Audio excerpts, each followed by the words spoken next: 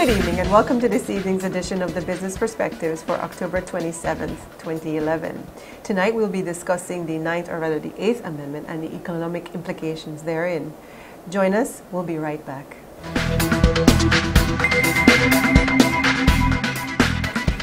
Good evening and welcome to this evening's edition of the Chamber's Business Perspectives. I am Celine Cleland Gomez. The Business Perspectives is brought to you by Brothers Herbet, The Angelus Press, Pandora's Window Box, Idea Lab Studios, and the Chamber's Western Union franchise, the only countrywide network and the only network awarded the 5-star award for quality. The 9th Amendment, or rather the 8th Amendment, which seeks to vest control of utilities in the government of Belize, was passed by overwhelming majority at Friday's sitting of the House. In its original format, the amendment sought not only to vest control of utilities with the GOB, but to place such vestment beyond legal challenge in the courts. The version passed into law on Friday removed the ouster clauses pertaining to the courts, but still provides for parliamentary supremacy as opposed to constitutional supremacy by taking out amendments to the Constitution by the National Assembly out of the ambit of the phrase any other law. This flies in the face of Belize's foundation as a constitutional state and begs the question, is it really worth it? Tonight's discussion centers on the economic and some social implications of the 8th Amendment and attempts to look beyond the initial taking to the various what next scenarios. I am pleased to be joined by attorney Chris Coy from the law firm of Courtney Coy and Mr. Steve Duncan, who is the managing director of Heritage Bank. Gentlemen, welcome. Thank you. And thank you for being here tonight. So now, officially, the people of Belize own a majority share in the 3 major utility companies. And since it's now enshrined in the Constitution, will do so into the foreseeable future. What happens now? What is it that we own exactly? And is it taking in the public interest? Can you explain that? I suspect to a certain extent that has already been addressed in the debate leading up to all this. I must confess that I'm not one who shares the view that we've moved from constitutional to a parliamentary state.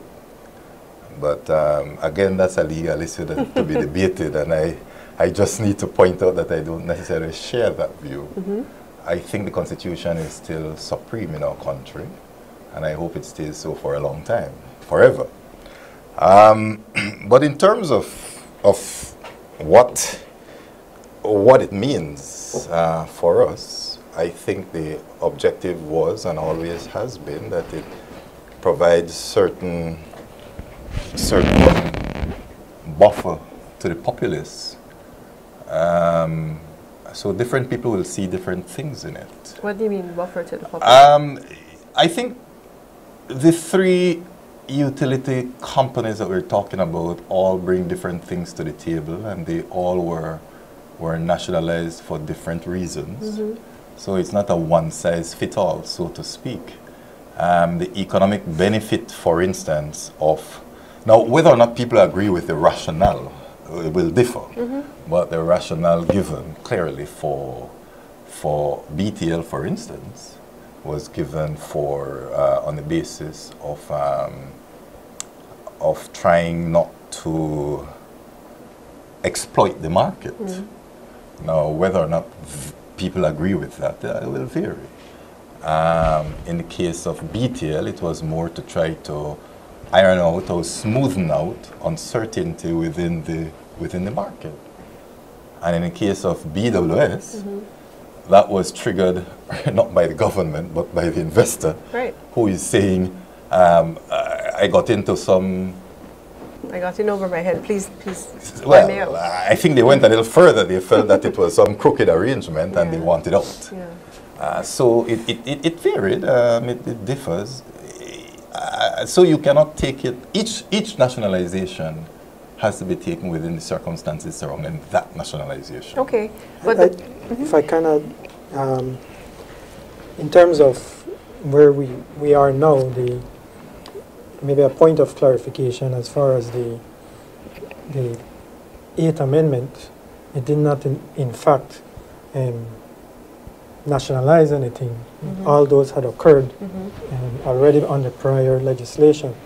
So this law simply entrenched, and the discussions, the legal discussions, arose around what it meant in terms of the constitutional implications of that entrenchment and the ancillary provisions that came along with this entrenchment of these nationalizations. But I think probably we have beaten that Yes.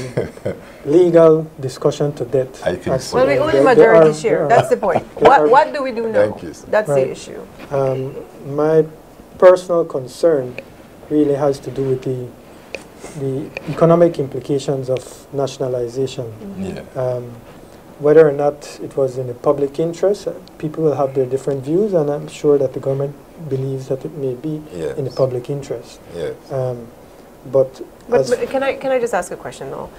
If there are economic implications that stand to injure the economic situation of the state, how can that possibly be in the public interest? And I know we haven't gotten into the economic discussion, but the public interest is the definition of public interest also has to consider the economic implications of. I think that public interest, or what is public interest, has a legal meaning. And I don't know that we need to engage into another legal discussion here as to what. I'd rather what- not. But, but- what I would want to comment on is what in economics terms is the effect of this nationalization and, or what it amounts to in the numbers. Right. The nationalization of these utilities, these public utilities, are done in pursuance of public purpose or public interest. Once our Constitution, from its inception, had provisions on property rights and provided for the acquisition, the compulsory acquisition for a public purpose, and that there should be reasonable compensation. So this notion of reasonable compensation has an economic implication, and so it is important for us to explore what is the economic implication of reasonable compensation. And to speak roughly about it, nationalization or compulsory acquisition in and of itself, if you strip away the questions of public purpose and social and politics, the compulsory acquisition in and of itself does not provide a net gain to the government, because along with that compulsory acquisition comes the obligation to compensate reasonably. So when we look at what is compensation, or reasonable compensation, that is immediately on the point of acquisition, that immediately means an obligation, a corresponding obligation. And that corresponding obligation has to be reasonable. And as far as that is concerned, then we have to look at values. What is the value of that company? What is the value of those shares or real property, if that the case may be? What is the value that you now have to pay the prior owner for that property right or property or share, whatever it may be?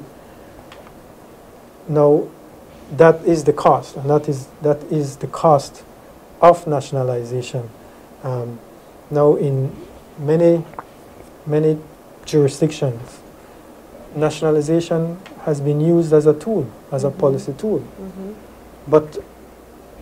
And it can be further or more extreme than that. It has gone to the point of expropriation. Yes. But we're not talking here about expropriation, we're talking about nationalization. And in terms of nationalization, there is that cost of reasonable compensation. The nationalization laws that we have that provided for the just acquisition. for purposes of the audience, you want to explain the difference between expropriation and nationalization? I guess it's simple. Nationalization is the compulsory acquisition, but in in return, there is the corresponding obligation of reasonable compensation that must be fulfilled. In the case of expropriation, there is no compensation whatsoever. It's a simple taking of property without any corresponding. And I asked the paying question for it. because the word expropriation has been tossed around in the BTL discussion, because there has been absolutely no compensation yet, and it's been I think about 2 years or so. But I don't think the timeline is a determining factor in the case of BTL. In all honesty, firstly, we know very well that there is an intent to compensate. The timeline, you cannot compensate for something until you have decided that I have taken it. And there has been constant legal challenge. So who do you compensate if the idea is not to collect? Who runs the company? No, if the idea is not to collect, I understand. then I cannot pay you. If you don't want to collect from me, how do I pay you? You want back the asset. So until we agree that you can no longer get back the asset and you must state the compensation, then the idea of compensation is a moot point. And so the timeline, to my mind, does not start to run until all parties agree the asset will not revert and compensation is the way out. I think, I'm not sure we are at that point yet. Yeah. Because, as you know, over the weekend there was litigation. Right. And the litigation was not to extract compensation or to determine compensation, it was to get back the asset. So I cannot pay you until you have come to the position where you say, I do not want back the asset, or I will not get back the asset, so I will accept the compensation. So I think it's unfair to say that... So it's neither a nationalization or an expropriation at this point. Well, it's intended to be a nationalization, as the Act said. It's intended to be a nationalization, but again, like I said, I could want to pay you, and if you don't want to collect, what do? Go and put the money at your doorstep, and then what? At any rate, I think that the nationalization is effective as of the passing of the law. I think there is so. that acquisition. Yes. The law itself provides for interest, that interest accrues on as at the time of acquisition.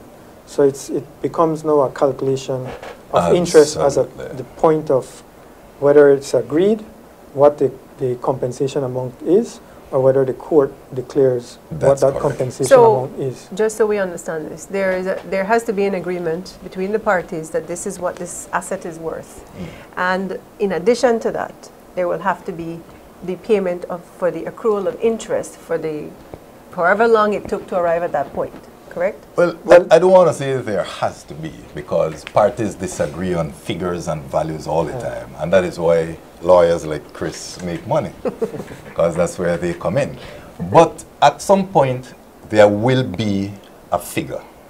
We'll come to that point, whether it is voluntarily or it is through the courts. We will come to that point. All right. And so far, all that we hear and all the intentions seem to suggest that government fully intends to pay.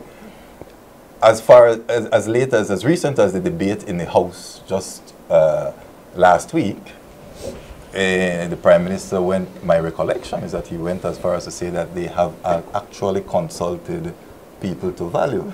Now, there will be differences of opinion and valuation, of course. But the fact that they went that far to get a firm to do it clearly shows the intention and we will proceed on the basis that they intend it's a to nationalization pay. and they intend to pay. Yes, so then absolutely. the economic implications of that. The economic implications. Right. There are economic implications. There are three parties in a situation like this. Not two, three. There is the person who owned the property. Yes. And there are implications to that person. There is the government who is acquiring the property, and there is the consumer. And there are implications for all three. So the cost or the price that will be paid is clearly one of the big things that I think concerns the general public. And that is quite okay. It's understandable, it's reasonable. But those assets were not operating in a vacuum. They are in place, they are operating, they are functional. For the most part, they had large market shares. Right. And the question more to me is whether or not they are sufficiently viable to be able to pay All right. And that. So we can, you understand where I'm coming I from? do. But we have to go to break. Yes. When we come back from the break, we'll tackle that question. We'll be Yes. right back.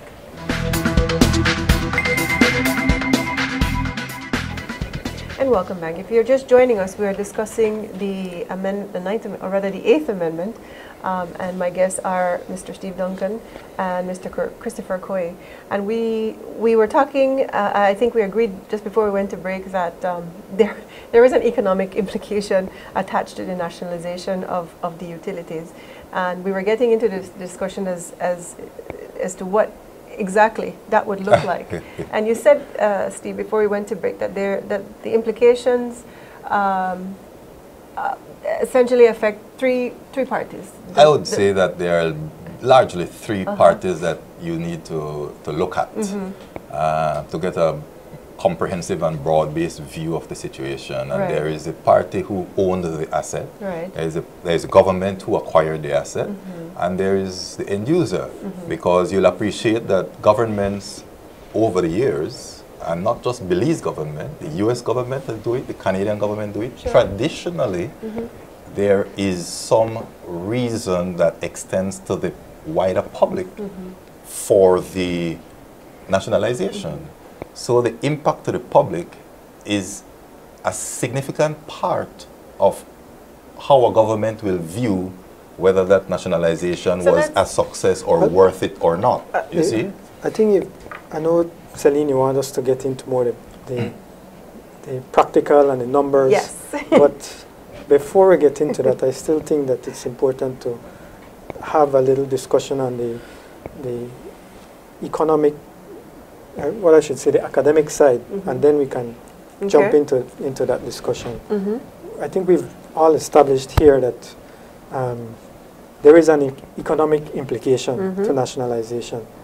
And looking at it from an economics standpoint, what is economics is more so about the efficient allocation of scarce resources. At its very root, that's what it's about, the efficient allocation of scarce resources. And so looking at nationalization from that standpoint, then you ask yourself, are these nationalizations, do they amount to a more efficient allocation of scarce resources? We all, I think, can agree that we have scarce resources in Belize, and so whether it's in terms of the financial wherewithal or otherwise.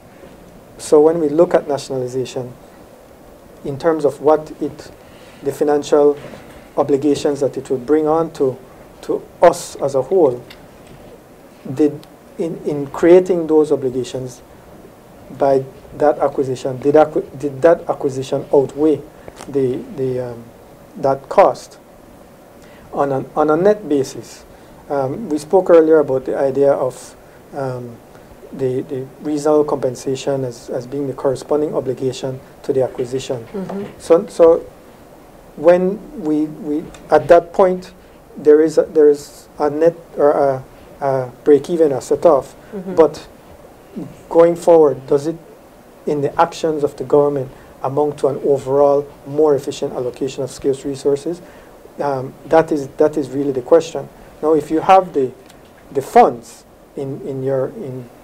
to pay for it, then it becomes an easier question. If you have the funds to pay that reasonable compensation, if you don't, then you automatically have that interest cost to bear.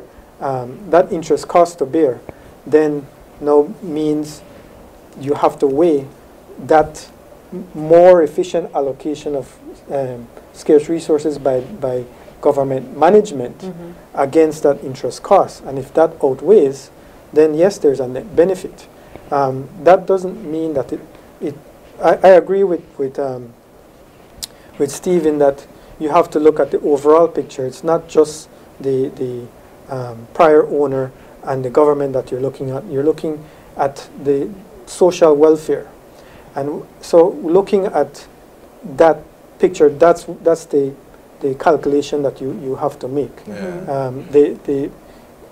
When you have a private entity, you're looking at a certain motive, which is a profit motive, Right. maximizing profit. When you're looking at a nationalized entity, that motive actually changes. You're looking at optimizing social welfare. And in doing that, that has an impact on how that nationalized entity may be operated. But I don't think you lose the first aspect of operating the entity profitably, because nationalizing an entity and But sorry, if you permit me, that's a discussion that I'd like to take up after we've actually exhausted the actual numbers. All right. Because we can't hide from it. The numbers have been thrown out there, and they're part of the public discourse. Okay. We're talking 300 million in the case of BL, or at least that is the assessment from the previous owner. The government, I believe, in the House on Friday says it was assessed at 70 million, and I don't have the exact BL figures. or BTL? BTL, if I remember correctly. The point is, there is a huge differential between what the investor has assessed his assets at and what the government has assessed the asset at. Yeah. So moving forward from that, yes. assuming, as Chris says, that the government does not have either 300 million or 70 million to give to the investor for the taking of I don't want to assume that, but go ahead. Well, we're operating, Steve, currently we're operating at a deficit. No. So, I don't know where we get the money from. No. You don't build an industry out of cash overnight. A country is no different from an individual or from a corporation. Whenever you want to build a long-term, productive, producing asset, you borrow money. That's how people build businesses. The point is, we don't have it sitting around. We would have to go. Well, to borrow all right. it We to might pay not the have investor, it to go right? on and take. To pay, so right, the but we have access nationalization to is it. complete. We have access to it, and we'll get it. Yes. That's not the issue. The issue is we would have to borrow for it, and we would have to, as Chris was saying, we would have to then incur interest costs associated with that. Yes. Yeah. And I think, Chris, that is your point. Whether or not the actual I think we're principal amount and the interest amount would outweigh the taking. Well, not the principal, but the interest cost. The interest cost. Yeah, I think we're incurring interest right now. Yes. And so we've the one thing with that nationalization, the retrospective one, what that did was nationalize as of 2 years ago, and by doing that, you created an interest cost for 2 years immediately. Right. So whatever the ultimate price or cost will be, you have incurred that 2 years interest cost up front. So that again is something that should not be ignored. And going forward, it behooves us to settle this matter sooner than later. Now that I will agree with. So why is it taking so long? Would it not have made sense at the point of nationalization to discuss the issue of compensation and move ahead with whatever that process was, as opposed to going through what, in my view, is a very convoluted process? I'm not sure what the process is. I think that so far, I get the impression that so far the government has been responding to legal challenges. Now it has no choice but to do that. It is not of its own making. And it has to respond, it has no choice. But I personally feel that once the legal challenges have been completed, and we all come to the point where, okay, we do not want the asset to go back to its original owner, and everybody accepts that position. I believe we can move forward in terms of discussing compensation and coming to some position. I personally felt that the last 2 years, to my mind, were wasted to the extent that I believe it would have been better for all these legal actions to have centered around the compensation, rather than trying to take back the asset. It's two different things.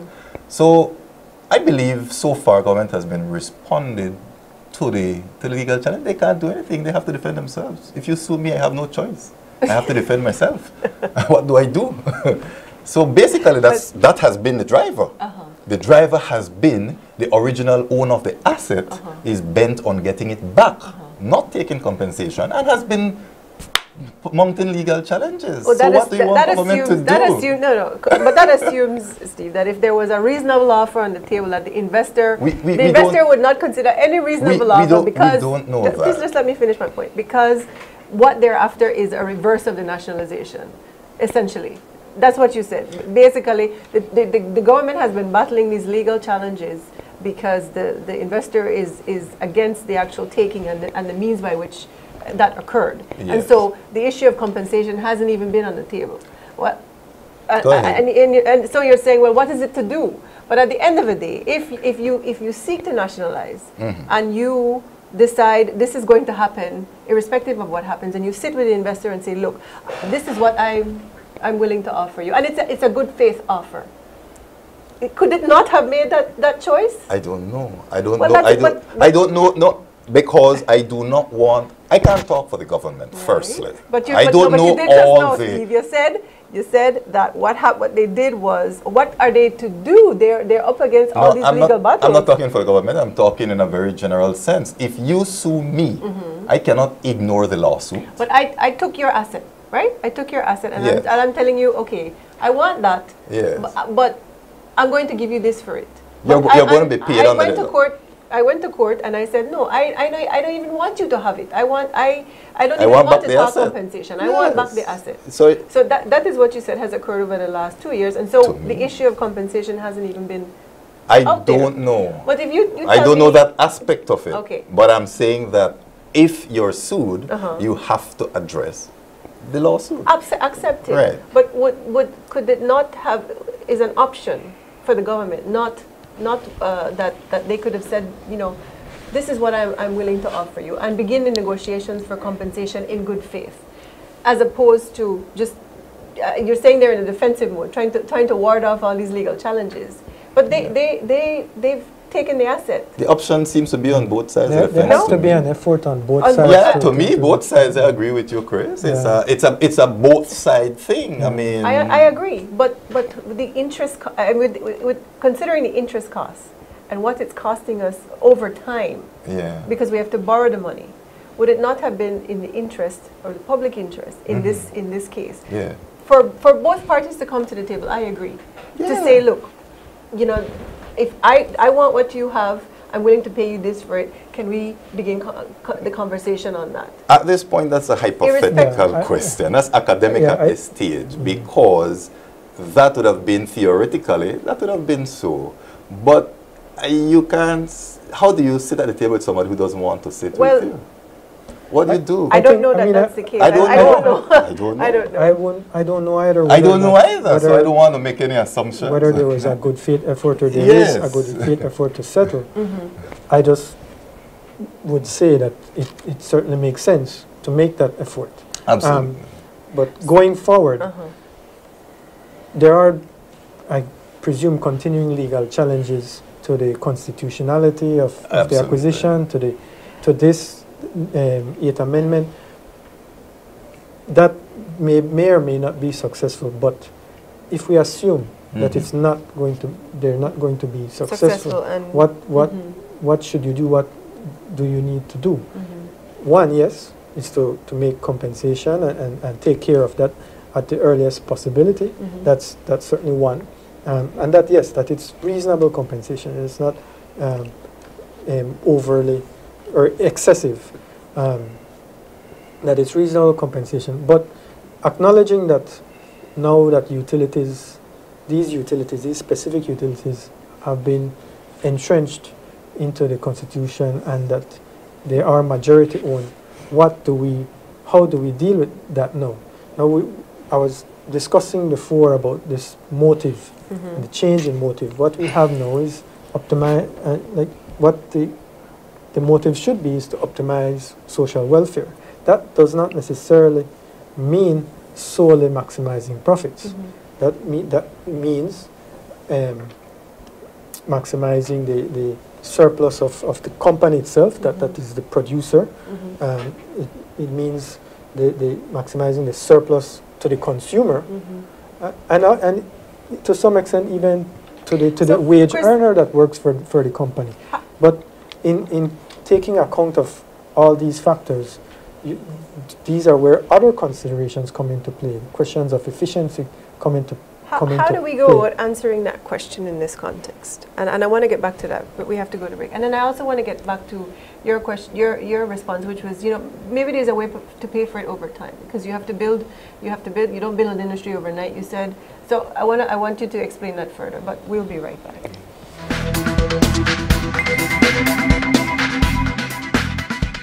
So before we went to break, we were discussing, and I believe Chris was making the point as to whether or not the taking was the most efficient use of our scarce resources. And I asked you, Chris, in the case of the existing nationalizations, certainly in the case of BTL, how do you go about answering that question? Was discussing was getting back to that motive, that new motive under the guise of this nationalization, that motive being to optimize social welfare. Whether we agree with nationalization or not, it's done. We have assumed that it's done.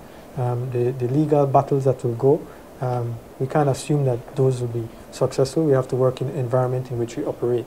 So that said, what are the policy effects that we have to take into consideration, right? We should consider. Belize does not have a lot of industries. We have agriculture, we have tourism, and we should continue to search for more. With the example of telecommunications, we've always been vying for VoIP. We argue for the access to VoIP. There's something to be said about that. I think our Beltrade now is promoting the ICT industry, and our executive chair is very aggressive on that end. And I think that's a good area. But Belize has an employment problem. We have high unemployment. That is an industry that can bring us employment very quickly. It has a contingency, or it has a variable that is now within the control of government, and to a large extent, and that is bandwidth, the cost of bandwidth. So that now within the control of the government, I think a long-term vision should be taken with a view to keeping that cost or reducing that cost of bandwidth to a level that we can attract ICT businesses to Belize for the long term. Beautiful, yes. And I think that is one of the key, that is a very good example of the economic impact, because it is now within, you see, it's not just the dollars and cents that we will pay out to the previous owner, but what can we create? What type of environment can we now create now that we own the asset? And I love that approach. Let's do those types of things that will enhance the business environment.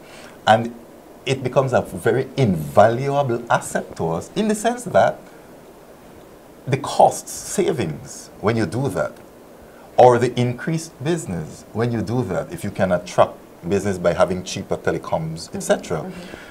Those assets, in particular BTL, was always transferring funds out of the country, management fees, etc. Effectively, country-wise, the amount of money that will go out of the country might be no greater than what went out under the previous owner, because the funds were going out anyhow, only on a different name. Now, government does not have to pay itself management fees.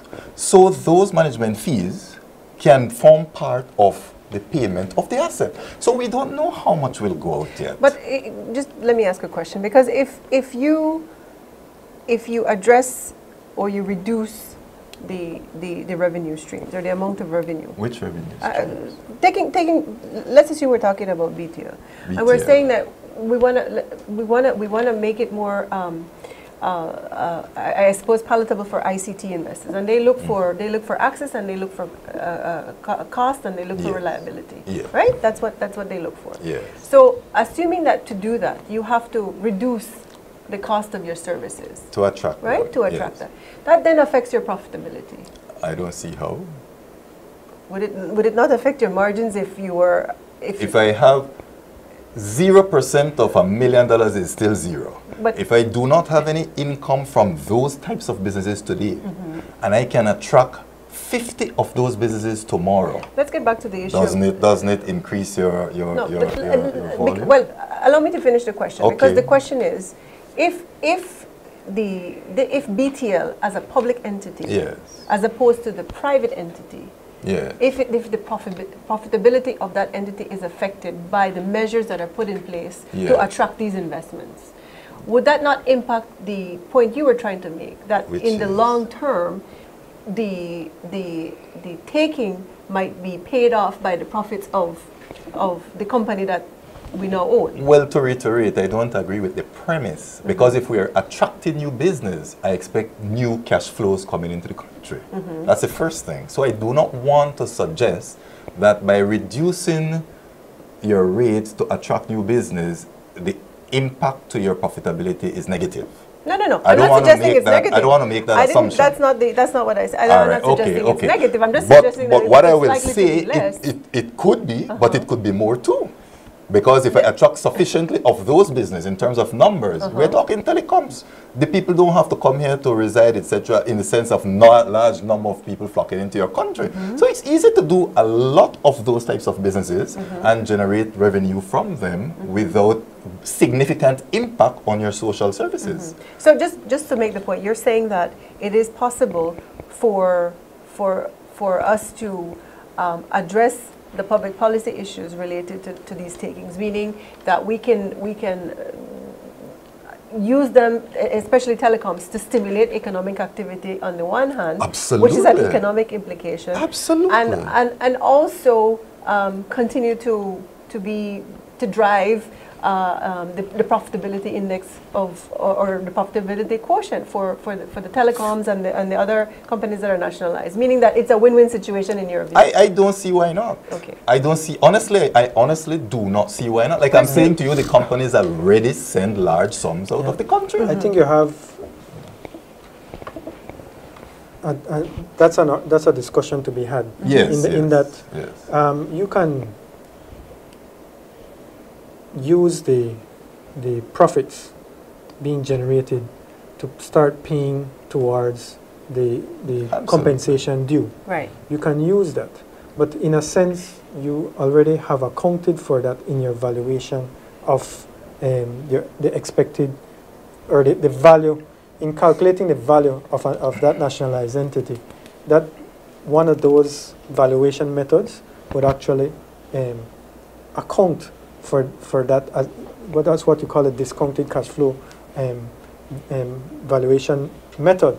If you're accounting for that, then you actually have to make that payment. So if you're not making that payment year in, year out, you're actually going deeper and deeper into the hole. So as time goes by, your delay is creating a ballooning problem for you. So it's actually almost a must. It's where that acquisition actually, with the new management, creates new value, possibly in the development of that ICT industry that was not being done under the prior owners. That new value that may be created could then increase the profit so much that it outweighs what the cost would have been without it. So those are some of the issues that you have to take account of in looking at the valuation and in looking at how you do compensation. One of the other things, it might be as simple as it is, it might be a simple issue, but yes, that's an industry I think that we should seriously explore and incentivize, and certainly incentivize. We have fiscal incentive laws that are in place, but they're not necessarily customized for that type of business, and it's probably useful for a revisiting of those laws to see what may be useful in seeking to develop The that ICTs. industry. Mhm. Right. Mm-hmm. A second thing, and again, whether you wish to deny it or not, actions like this do influence foreign direct investors or Investment, they do. foreign direct investment in terms of the just simple concern, or at least my experience is that is a constant inquiry that I have to address. Mm-hmm. So satisfying those concerns should be a priority. Mhm. Dealing with with building investor confidence Mhm. should be a priority. Mm-hmm. And I The- like how you phrase that. Yes, I totally agree. So, trying to build that, Yeah, build that into what Right. we do as we move forward. And the Exactly. reason I pick up on that is because accepting that nationalization is here of those industries, Yeah. of those. We need, to my mind, to work collectively together to move the country forward. I think things like, for instance, what happened with, for instance, Godfrey Smith's letter to Digicel is going to hurt us. And I think we are our own biggest problem, more so than the act of nationalization. Because if we get out there and sell our country short, that does more harm than good, more so than the act. In the sense that people have called me. People call banks, people call chambers of commerce, people call these places. People have called me, and you say to them, boy, that was a special situation for a special set of circumstances. The people begin to feel comfortable. But if I, as a Belizean, say the opposite to them, then when there is a problem anywhere, the first person you call is somebody who is near to the problem. And if they call us who are near to the problem and we send the wrong message, of course we'll drive them away. But Steve, you can't. But if we do not send the wrong message, there will be questions, there will be concerns, but you know what? We're going to get past them. But you cannot necessarily blame people for. No, I'm not blaming. No, or sorry, blame is the wrong word. You sorry. cannot necessarily. There will be some debate going forward on this issue as to whether or not this was the appropriate way to do this, and whether or not this was the only way to encourage the growth of service-related industries like ICT and those types of things. Certainly, well, I don't think that was telecoms the on reason cable. for it, though. No, it wasn't. Certainly, it wasn't. But that's not the implication. Yes. But when you consider that, and this has to be said, that Belize in the recent 2011-2012 Global Competitiveness Report is ranked 120th out of 123 countries. Yes. And it's due primarily to, and I'm quoting here, weak institutions, poor infrastructure, Yes. and an insufficient level of competition that hinders the efficient allocation of resources in the goods market. When you consider that this is an issue for us currently, But developed over years. All right, it's not the okay. issue of blame. Yes, It's the yes. issue that this is where we are now. Yes. That it is with good reason that in some quarters there is skepticism as to whether or not we can efficiently run these companies going forward enough to encourage the type of activity that Good. you're suggesting. Can I respond to Of that course. before we move on Sure, then? sure. Prior to nationalization, all three of those institutions had by far the largest composition of Belizean workers. In the case of BL, from top to bottom. Yeah. In the case of BWSL, it has been privatized from the last administration. Yeah. It's not falling apart. No. In fact, all indications are BWSL is actually improving. In the case of BTL, my recollection is that Dean Boyce was the only non-Belizean. Everybody else Belizeans.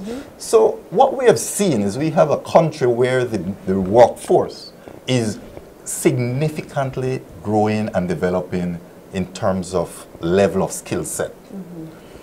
So I believe that we have the ability to run these institutions. No doubt. That's not the point, though. And but then what is the point? Because if we have the ability to run the institutions, You see, that then gets into whether the public-private discussion as to whether or not the efficiencies But are it might better in vary the from public government to sector. government. There is Celine might vary from government to government. But And it let's be likely honest. will. It likely will. But will. let's be very honest. The current approach, BWSL was nationalized from the last of it. It's still run by the boards and stuff. BTL, the same thing. BL, so far, the same thing. What you're saying, and just Well, what I'm saying, let me say it. If the governments are smart, they have entities that are able to generate the revenue to pay for the compensation. Right. They must make sure they put people there who can do that and run them like profitable businesses and not try to treat them like social welfare department. Okay. Can I challenge you on that one? You may.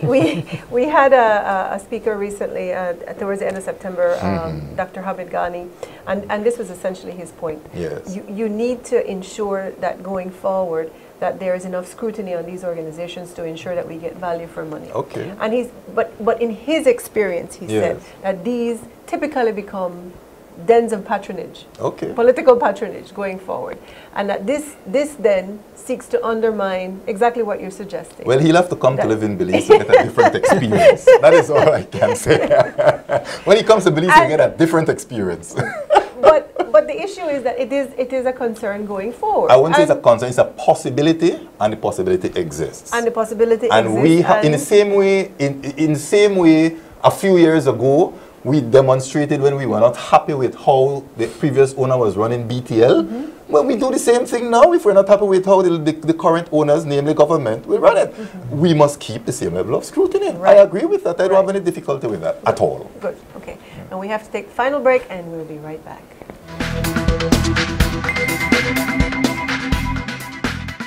And just like that, we're in the final segment, and all we have time for now are the closing remarks. So, Steve, I'll start with you. Thank you. To my mind, a lot of theories abound in terms of what you can and cannot do, what you should and should not do, as it relates to nationalization. I think that what we need to do is to look at the practical approach that we've taken to it, the reasons for it, and recognize that there is a deeper value beyond just the cost. We feel that the assets themselves would be able to pay the cost, or at least significantly defray the costs. At the same time, we cannot overlook the role it plays for the general public. The certainty it brings, to instance, for electricity, the reduction in terms of the exploitative measures we saw at BTL, etc., etc., etc. And to my mind, that cannot be overlooked at all. It is very important that we ensure these institutions continue to be run like public-private entities with their proper boards and structures in place. We have seen those put in place, and it is our role as the general public to ensure that they remain in place, because if they do remain in place, I am of the view that they can continue to contribute in a very positive way to the economy and country of Belize. Perfect. Thank you. Chris? In terms of the economic implications of nationalization, I think that the government needs to understand the new motives, the change in the rules in the sense that it is not as simple as a profit motive anymore. It is looking at social welfare as a whole, and at the same time, there's a need, given the financial position that it is facing. There is a need to ensure that it does seek to marry the social welfare with the economic welfare side of things. Only in that way will we be able to have an efficient or a more efficient allocation of scarce resources that we so desperately need. And again, like last time, there is no way we can do justice to this subject in an hour. We tried. Thank you very much, gentlemen. This is the second part in a four-part series, so we will be discussing the amendment again next week. So I encourage you to join us then.